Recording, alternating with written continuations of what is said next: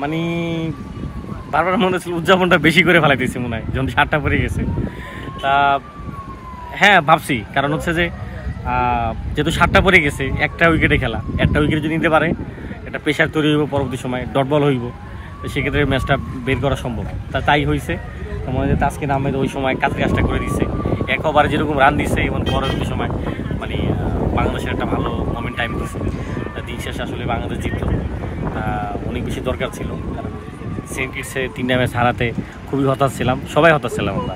কেউ আমেরিকা থেকে আইছে, কেউ কানাডা থেকে আইছে, এই বেচারাগুলো সবাই মানে কষ্ট নিয়ে গেছে। তারপরে যে আমাদের রুমি ভাই, তারপরে জাকির ভাই, আসিফ ভাই, মানে অনেকেই তারা আসলে খুবই হতাশ হয়ে গেছে। শেষ পর্যন্ত জয়টা পেলাম। আর বিজয়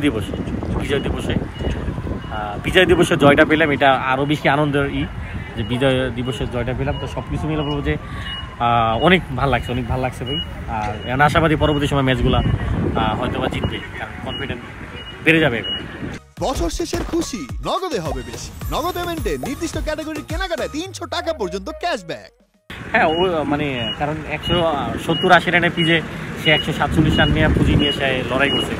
সেখানে বলবো যে খুবই ভালো করছে।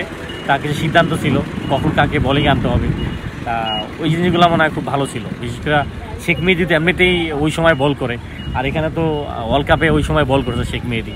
তো শেখ মেহেদীর আসলে একবারে আমি ভাবতেছিলাম যে এই পাওয়ার প্লের সময় আনলো স্পিন, ওরা তো আসলে যদি মেরে দেয় কয়েকটা, তো সেখানে শেখ মেহেদী কিন্তু খুব ভালো বোলিং করছে। শুরুটা কিন্তু তাসকিন আহমেদ অসাধারণ করছে।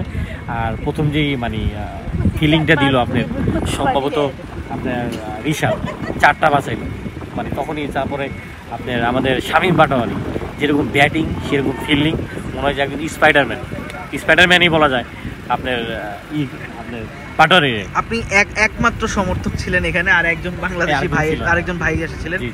মানে এত ওয়েস্ট ইন্ডিজ সমর্থকের মাঝখানে চাপ মনে হয় নাই?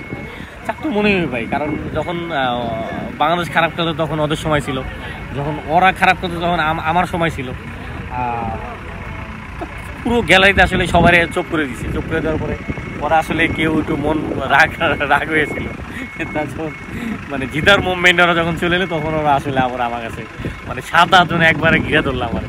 ঘিরে এখানে আনন্দ করে মজা করে, কিন্তু কখনো কারো হাত তুলবো না, করবো না, এমনি এনজয়। আইসা মানে একবারে বুঝাইলো, দেখাইলো যে আমরা জিতবি, তোরা জিতবি না, আর লাফাইস না, আনন্দ করিস না। সেখানে একটু লজ্জা তো লাগছেই যে আল্লাহ যদি ম্যাচটা জিতে দিত হয়তো বা, মানে এর আগে 3টা ম্যাচ হারছি। দিন শেষ আসলে বাংলাদেশে জয় হয়েছে, এটা অন্যরকম ছিল। আসলে আবার আমার কাছে মানে 7-8 জন একবারে ঘিরে ধরলো এখানে আনন্দ করে মজা করে, কিন্তু কখনো কারো হাত তুলবো না, করবো না, এমনি এনজয়।